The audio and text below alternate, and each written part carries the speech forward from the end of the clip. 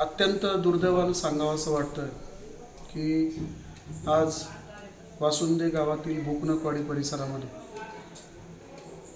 असलेला एक अतिशय होतकरू आणि ज्याची आता त्याला उमेद होती असा संतोष अहिलाजी नरे या मुलाला बेदरकारपणे वाळूच्या डंपरखाली जावं लागलं आणि त्याचा उपचारादरम्यान मृत्यू झाला.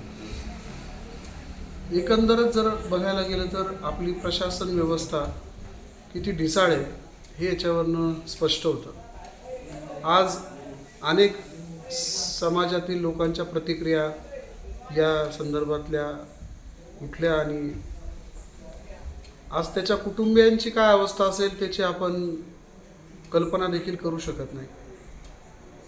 एवढी मस्ती आणि एवढा माज या सगळ्या लोकांना आलेला आहे, हा उतरवणं गरजेचं आहे. या मागच्या काळात देखील नुसतं वासुंदच नाही, खडकवाडी, पळशी, वनकुटा, पोखरी ह्या भागामधील प्रचंड वाळू उपसामुळे अनेक तरुणांना आपले जीव गमवावे लागले आणि अजूनही प्रशासन त्या बाबतीमध्ये तितकंसं जागरूक नाही आहे असं माझं वैयक्तिक मत आहे. याच्यामध्ये महसूल प्रशासन असेल, पोलीस यंत्रणा असेल, या सगळ्यांनी या सगळ्या गोष्टीची गंभीरतेने दखल घेणं आवश्यक आहे.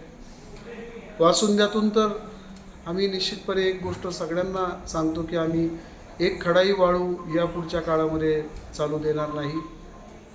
परंतु प्रत्येक गावाने असा ठराव घेणं आणि नुसता कागदावरचा ठराव त्याच्यासाठी पुरेसा नाही, तर तो प्रत्यक्षात कृतीत आणणं हा गरजेचा आहे. तरच अशा संतोषचे बळी वाचतील.